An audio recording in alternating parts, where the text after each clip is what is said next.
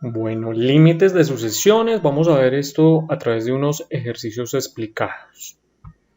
¿Qué son los límites? Bueno, miremos qué es un límite de una sucesión. Tenemos acá esta sucesión 8 dividido 9. Entonces, ¿qué va a pasar? La noción de límite nos hace entender que cada vez que aumentamos el valor de n, entonces lo vamos tendiendo como hacia el infinito, porque cada vez le vamos dando números mayores. Por ejemplo, empezamos con 1 y 8 sobre 1 pues nos va a dar 8. Después seguimos con 2 y 8 sobre 2 pues nos va a dar 4 y sucesivamente, ¿sí? Podemos darle 8 sobre 10.000, 8 sobre 500.000, ¿cierto? Si ustedes observan, esto quiere decir que estos punticos cada vez se van acercando y se van acercando más hacia 0, pero sin ser nunca 0, nunca van a ser 0. Entonces, ¿qué pasa? ¿Qué es el límite de una sucesión? Entonces, el límite de una sucesión es como, digamos, ese punto al que se remite esa sucesión, al que va tendiendo. Entonces, cuando yo voy dándole valores cada vez más grandes a n para esta sucesión 8 sobre n, pues la sucesión como tal va tendiendo hacia 0. O sea, no va a sobrepasar 0. El límite va a ser ese, 0. Nunca va a sobrepasar, nunca va a tener un número que se traspase por acá hacia los números negativos, sino hasta el 0. Ese va a ser su límite, de ahí no va a pasar. Va a tomar valores cada vez más cercanos a 0, pero nunca sin ser 0.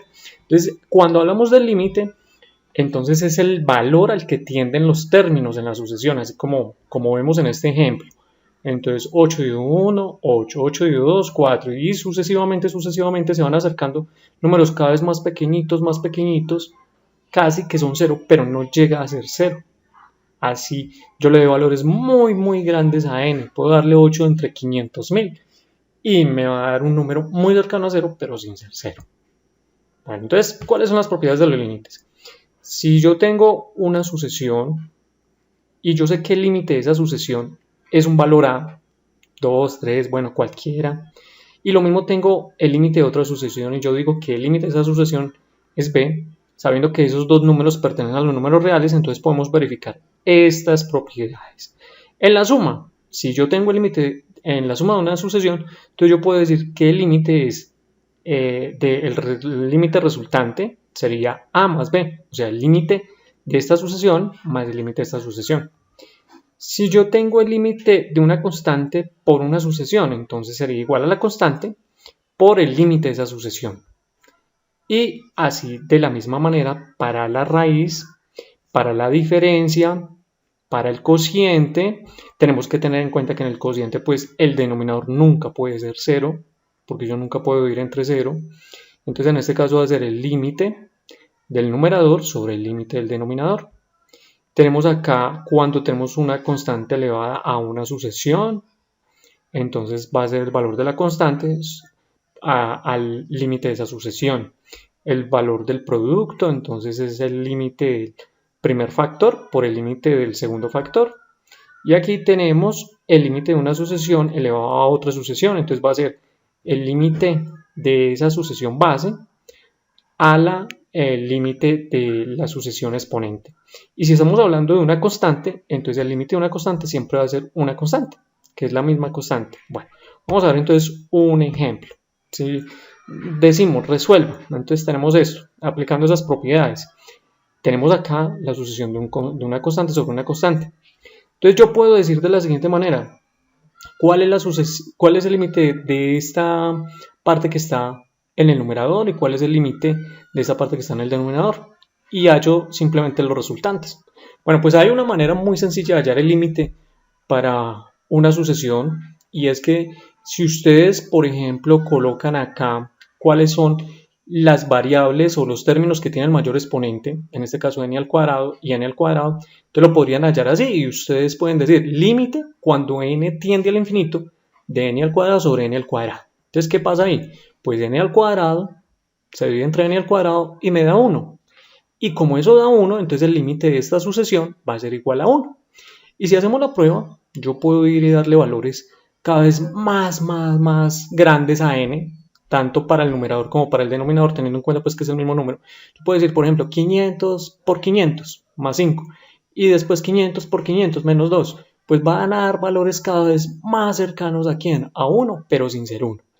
Pero la forma más sencilla de hallarlo sin tenernos que poner a operacionalizar o hacer una tabla de valores o usar la calculadora es este método que estoy mostrando acá.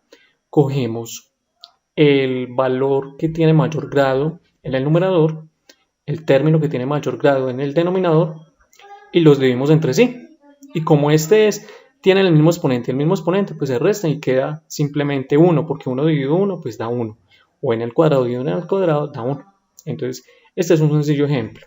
Entonces, aquí es porque el valor, el límite, cuando n tiende al infinito, entonces va a ser, para este caso, 1.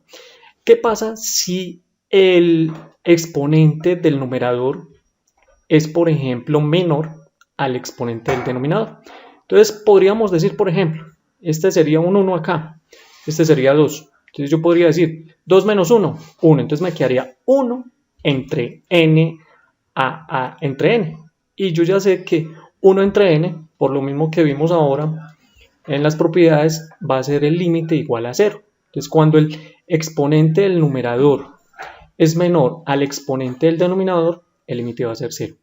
Cuando esto sucede al revés, o sea, cuando el numerador tiene exponente mayor y el denominador tiene exponente menor, por más que nosotros le demos valores a n, me van a dar cada vez valores más grandes, más grandes, más grandes, siendo estos dos pues positivos, ¿cierto? Entonces quiere decir que el límite, en este caso, cuando el exponente del numerador es mayor que el exponente del denominador, por ejemplo, si tuviéramos acá un 3 y acá tuviéramos un 1, entonces, ¿qué pasa? Es mayor el exponente del numerador al exponente del denominador. Y en este caso decimos que el límite es el infinito positivo, porque quiere decir que no tiene una cota, no va a tener un valor al cual va a tender, sino que siempre va a ser cada vez más grande, más grande, más grande. Entonces decimos que es el infinito.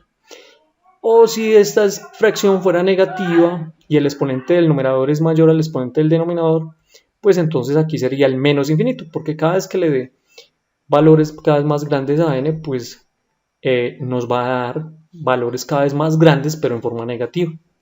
Vamos a mirar otro ejemplo. Entonces, en este caso, vamos para la siguiente diapositiva. Entonces, miremos acá. Por ejemplo, calcular si existe límite de las siguientes sucesiones. Vamos a hacer este ejemplo y ya. Tenemos esta sucesión. Dice 2n al cuadrado menos 1 por n más 1 sobre 5n al cubo.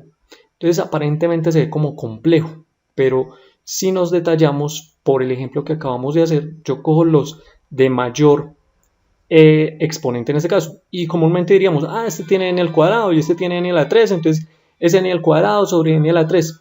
Pues no, porque resulta que estos son dos factores, dice 2n al cuadrado menos 1 por n más 1.